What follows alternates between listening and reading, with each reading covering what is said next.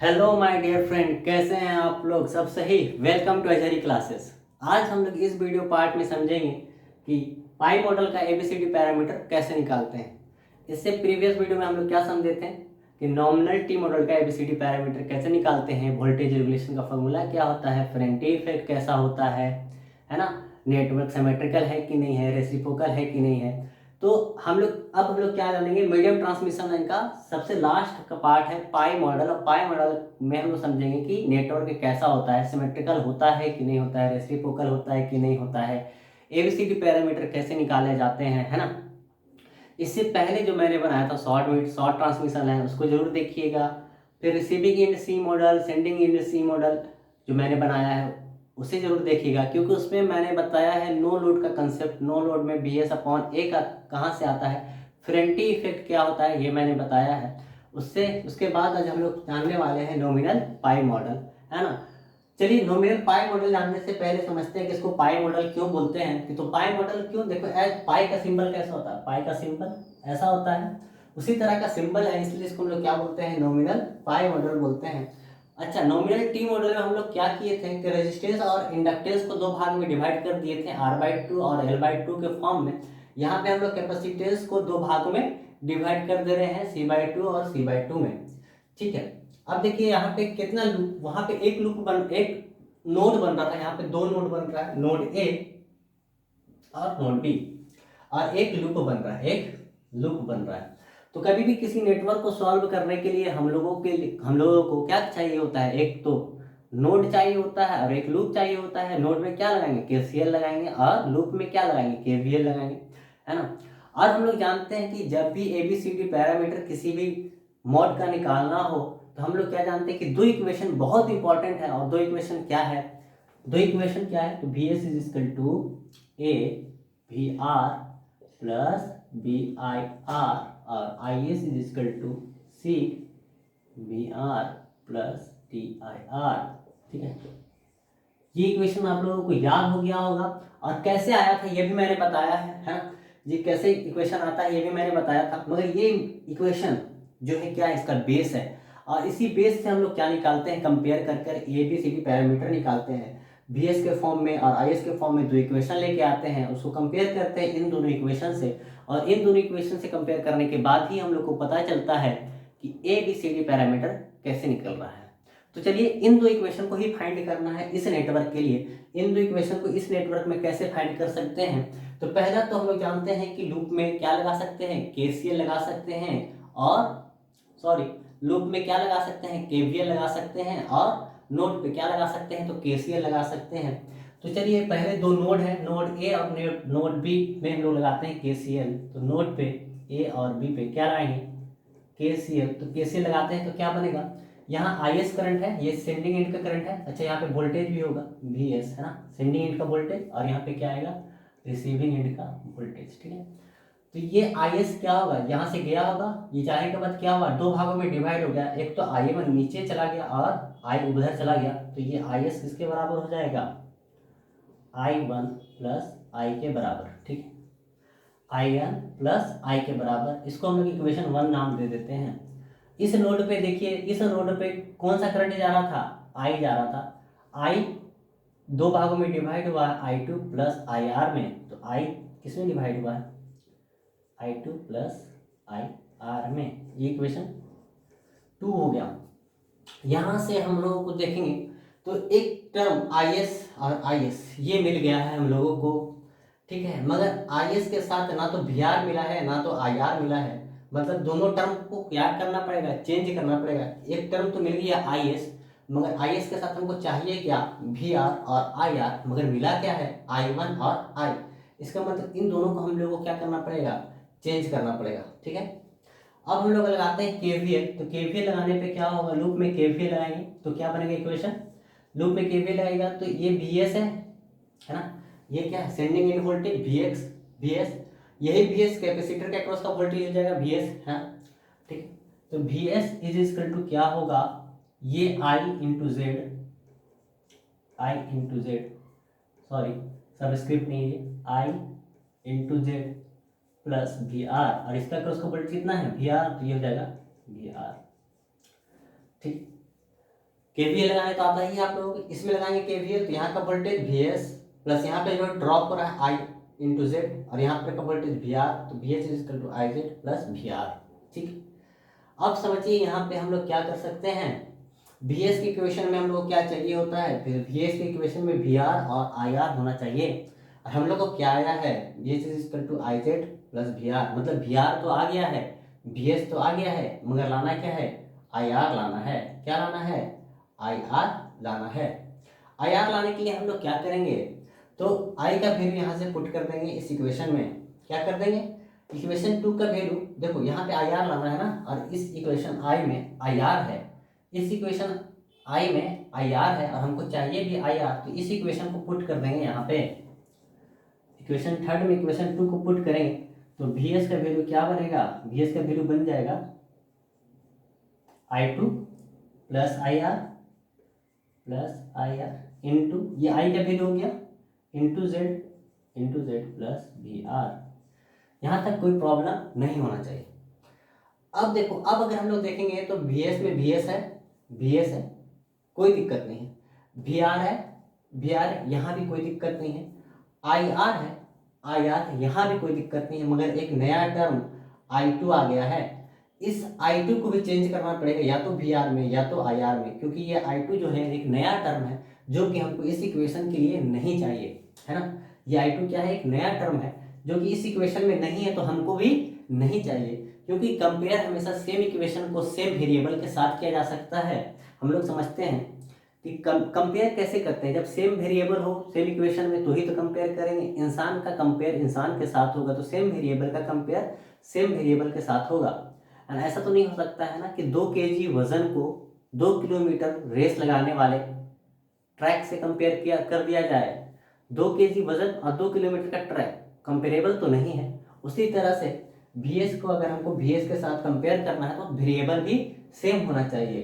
तो ये VR तो है यहाँ पे, यहाँ भी VR है, ये तो सेम है, ये IR है, यहाँ भी IR, ये भी सेम है, मगर ये I2 जो वेरिएबल है ये क्या आ रहा है, अलग आ रहा है, तो इस I2 को क्या करना पड़ेगा, चेंज करना पड़ेगा।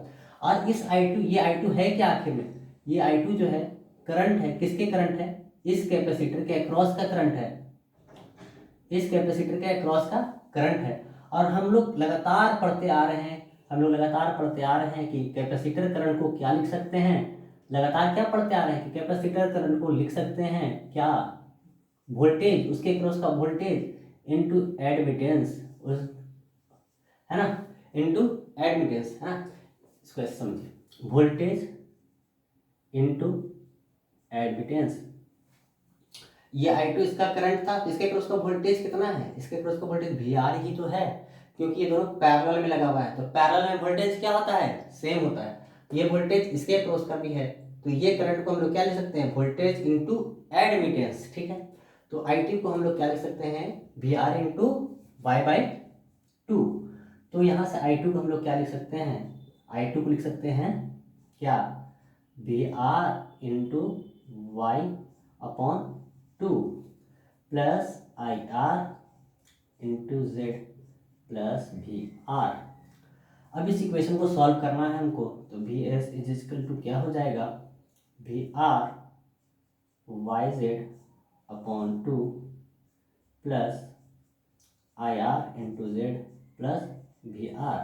अब ये भी VR है, यहाँ भी VR है, तो दोनों में क्या कर सकते हैं हम लोग, कॉमन ले सकते हैं। कॉमन ले लेंगे तो क्या बनेगा, VR is equal to 1 plus YZ/2 plus IR into Z। ये इक्वेशन को 4 दे दो नाम, और इस इक्वेशन को अब हम लोग क्या करेंगे, कंपेयर कर सकते हैं किस इक्वेशन के साथ, फर्स्ट इक्वेशन के साथ। तो कंपेयर कीजिए, यहाँ भी VS है, यहाँ भी VS है, ओके, यहाँ भी VR है, यहाँ भी VR है, ओके, वेरिएबल सेम है, यहाँ भी IR है, यहाँ भी IR है, वेरिएबल सेम है।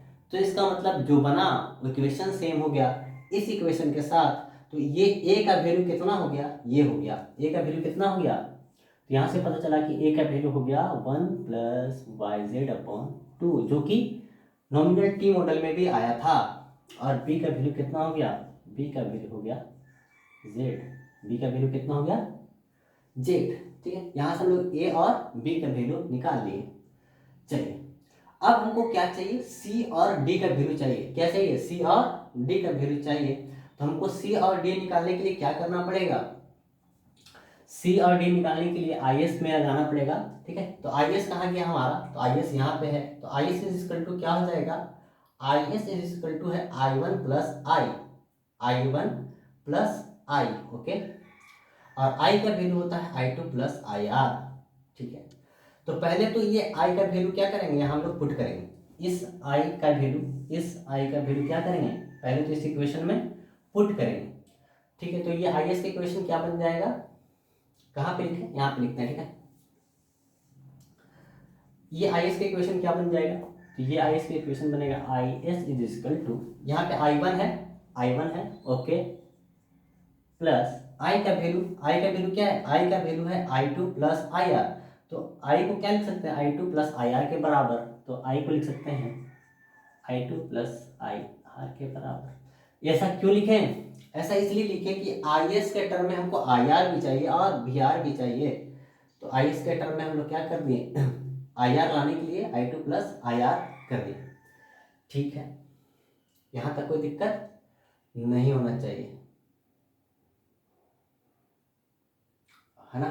चलिए, अब हम लोग को क्या लाना है, अब यहाँ से समझिए, है ना। अच्छा, यहाँ से हमको लाना पड़ेगा क्या, आई टू का वैल्यू रखना पड़ेगा। और आई टू का वैल्यू कितना होता है, आई टू का वैल्यू क्या करना पड़ेगा, हमको रखना पड़ेगा, यहाँ पे आई टू का वैल्यू रखना पड़ेगा। और आई टू का वैल्यू कितना होता है, तो आई टू का वैल्यू हम लोग अभी निकालें। आई टू का वैल्यू होता है V R into Y by two.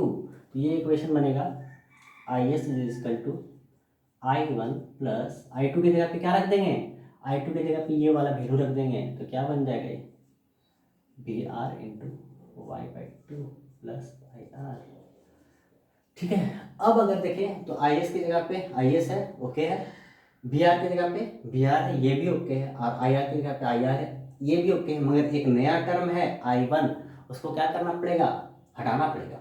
तो आई एन को हम लोग क्या लिख सकते हैं, आई वन करंट किसका है, आई वन करंट है इस कैपेसिटर के अक्रॉस का करंट।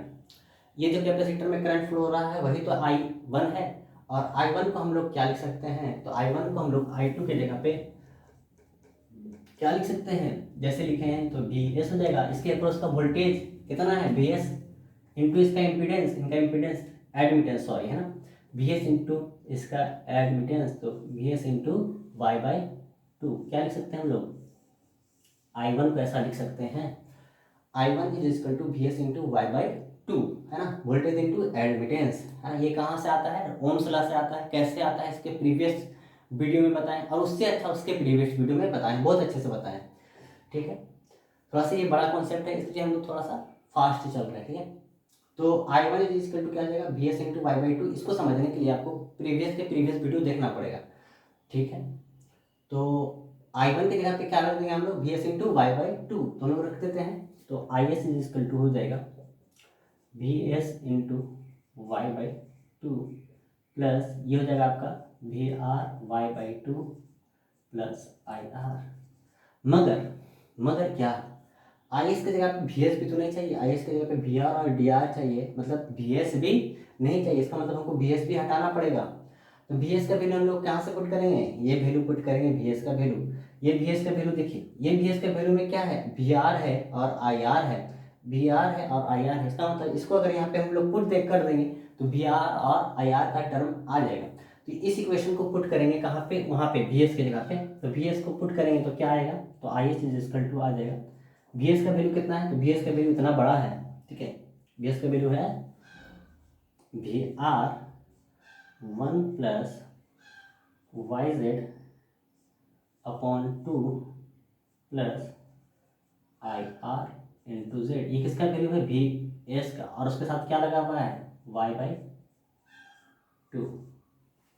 ये ठीक है, उसके बाद ये दोनों टर्म बच गया, plus V R into Y by two plus I R. ठीक है, यहाँ तक समझ में आया क्या, अब जगह नहीं बचा है तो हमको रब करना पड़ेगा। यहाँ तक आपको समझ में आया है तो थोड़ा सा रब करते हैं इस वाले पोर्शन को, है ना, इस वाले पोर्शन को रब करते हैं और ये भी रब कर देते हैं, जिससे क्या बने, स्पेस। ठीक है, अब देखिए, ये देखिए इसको क्या करना पड़ेगा, मल्टीप्लीकेशन कर दीजिए, टोटल मल्टीप्लीकेशन कीजिएगा तो क्या हो जाएगा, वी आर इंटू वन, तो वी आर, और वी आर का मल्टीप्लीकेशन वाई बाई टू से, तो क्या हो जाएगा V R Y by two, क्या हो जाएगा V R Y by two, ठीक है, प्लस वी आर का multiplication Y Z by two से और यहाँ पे वाई से, तो क्या हो जाएगा ये V R Y square Z upon 2 to 4, ठीक, ठीक है, plus I R into Z into Y upon two, ठीक है, plus V R Y upon two plus I R, ठीक है।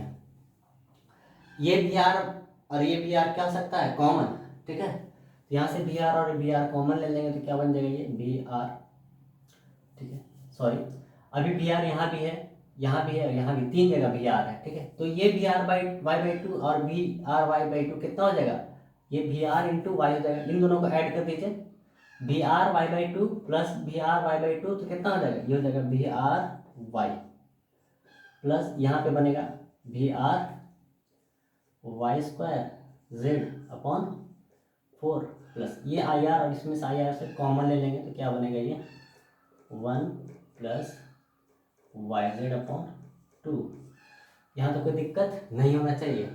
अब हम लोग क्या कॉमन ले सकते हैं, तो यहाँ से हम लोग कॉमन ले सकते हैं वी आर इंटू वाई को कॉमन ले सकते हैं, तो बनेगा क्या ये 1 plus Y Z upon 4 plus I R into 1 plus Y Z upon 2, ठीक है, यहाँ तक कोई दिक्कत।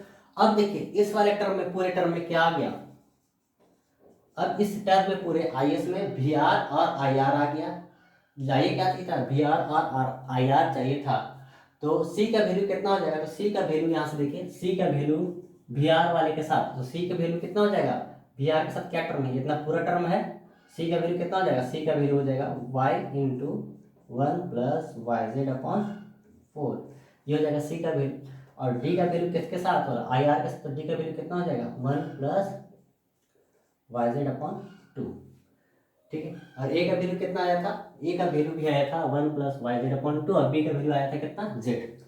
आई होप सो आपको यहाँ तक समझ में आया होगा। ए का वैल्यू कितना आया 1 plus Y by Z by 2, B का वैल्यू कितना आया जेड, सी का वैल्यू कितना आया 1 plus Y Z upon 4, D का वैल्यू कितना आया 1 प्लस वाई जेड अपॉन 2, ठीक है। अब इसको अगर लिखना चाहें तो कैसे लिख सकते हैं, थोड़ा रब करना पड़ेगा क्योंकि जगह नहीं है मेरे पास, तो इस पोर्शन को रब करते हैं, है ना,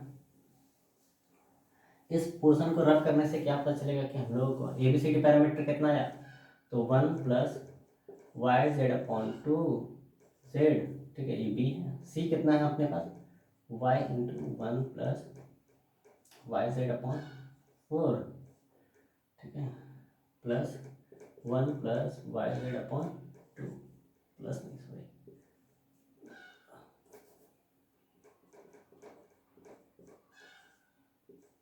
ये हो गया।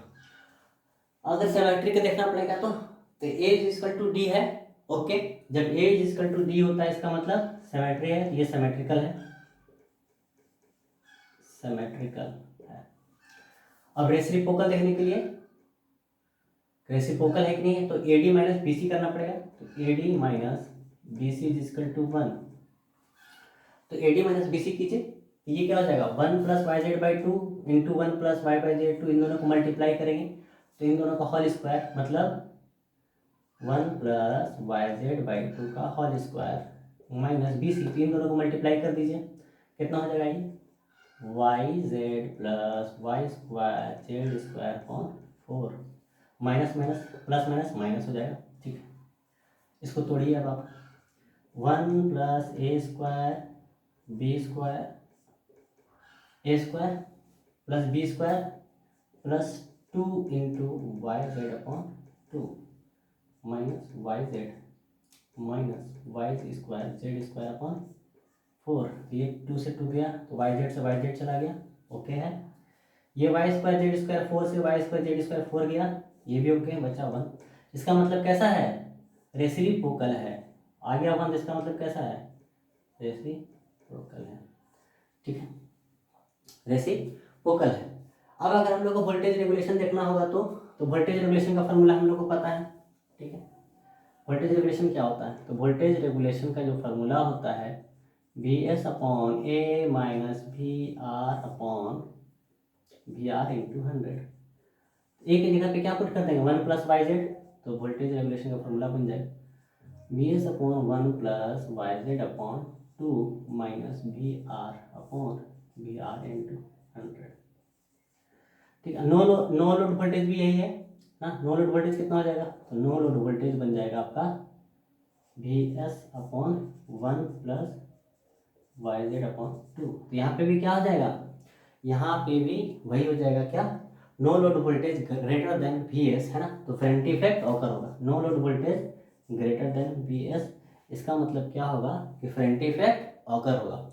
आई होप सो आप लोगों को समझ में आया होगा।